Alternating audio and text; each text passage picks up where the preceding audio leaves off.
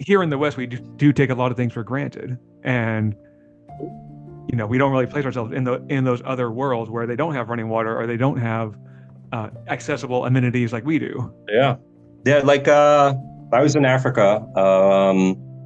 Al-Shabaab had just killed a bunch of people. We went a couple of weeks later to help out the other country. And so I can't talk specifics, but I'll talk generalities. So we're there. We're driving down the road between cities, and kids are walking to school, right? Mind you, we're in the jungle and everything else. And one of us jokingly says, like, what happens, if a lion takes one of the kids, right? Kids are only like, 40 pounds. They got backpack, and they're walking 5 miles to school. And we joke, like, what happens? And then the driver who's from there, he says, well, then the parents just assume a lion ate them. And you're like, what? And you're like, this is these rules are different. Mm-hmm. And when we were there, one of the other countries, their platoon sergeant, his kid died, right? And we found out because he wasn't there one day. And he was like, his kid died, he's going to the funeral, let's bury the kid. And then the platoon sergeant comes back the very next day. And we're like, hey, like, we just heard your kid died, right? We're very sorry. Do you need to take some time off? Like, we were being very sensitive to the situation. And he's like, no, I have 15 others, I'm fine. And you're just like, the rules are different, Yeah. And so, it's easy to take things for granted, right? Like, check engine light comes on your car. You're like, I have to schedule a place to go to the maintenance guy to check on my car, right? But like, you're in another part of the world, you're like, that car might be the only car for the village, and if you don't have gas, or like, some warlord comes by and shoots the car because that's in his legal right to do, because those are the rules in that country. The rules are different. And so it's easy to take rules for granted, and it's also very important to make sure the rules stay on the right side, right? You can't take those rules over here, and it's the same that you can't take.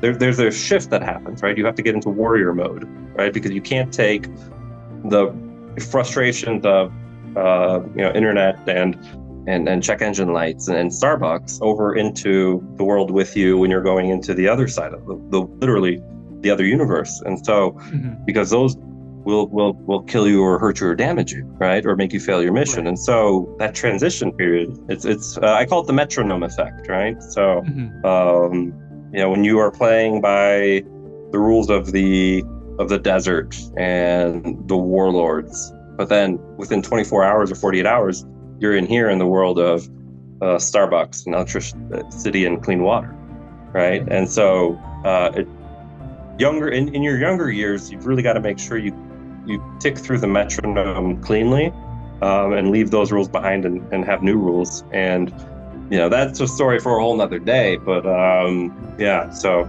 it's perspective based. It's really interesting. I saw that you had previously written some other books, but those were novels. Yet you approached them with making sure that you got things cleared for security and also cleared by the people that you interviewed. And so with taking this on, this was, a non-fictional story. So at what point, even though you had the whole thing accessible to you and you pretty much rewrote it and reworded it, at what point did you realize that you could make that transition from being able to write fiction to being able to tell a story that's nonfiction? Right, that's a great question.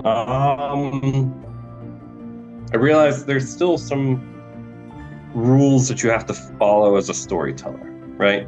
The story has to be interesting and captivating enough to tell the thing that you're trying to tell, whether you're trying to tell it in a novel, in a fiction sense, or you're trying to tell it in a historic sense, right? There's no point writing anything or telling any story if it's not going to be interesting, because no one's going to pay attention long enough to remember what you're saying. So you're just wasting everybody's time.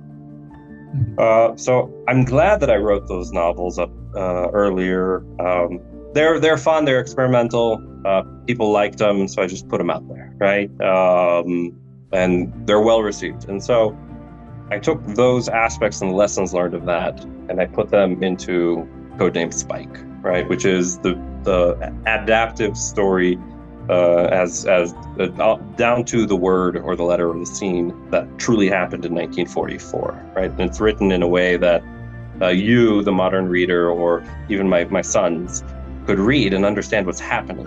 right? But then if you're an academician, a historian, a military person, or a politician type aspect, you're going to be able to see the hidden layers within it, right? So it's a multi-leveled value story. And yeah, I'm glad I did that in the past, because it really helped me stay away from the academic side of the boring history telling and keep it on the adventure side. I mean, honestly, when these guys wrote it, Stephen and Joe, it's kind of like if you took Indiana Jones and Dick Tracy and you combined them together and you threw some Jack Ryan in there, and now is your real story, right? Here's the story that it actually is. And then that's how they wrote it, which is beautiful, because when I found the records and everything else to validate it, I'm like, this actually happened. And Joe is actually a good writer, right? In 46, when he was finishing it up, like, this guy had talent. He could have been a great writer. And so, there was a responsibility to him personally and his family. I met his family, to say, hey, I'm going to do the best damn job I can, whether it takes me another year to make sure I honor Joe and his writing skills, because Joe is also in the OSF. That's what's amazing.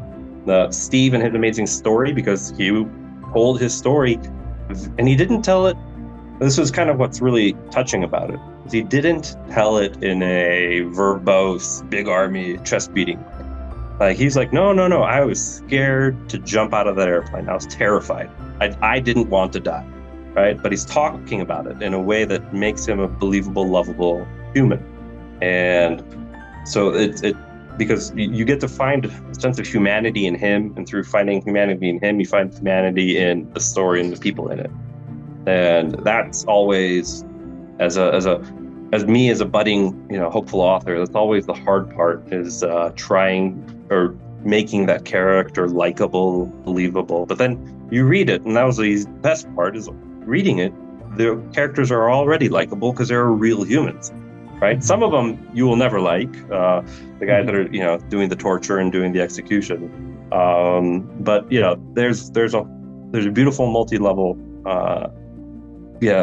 characters in here that are truly complex, dynamic, and I'm just glad that I was able to. It was an honor, not just glad. It was an honor to bring this piece of history forward and share it with the families, and then share it now with special operations and now history. So yeah, that's a very long answer to a very short question.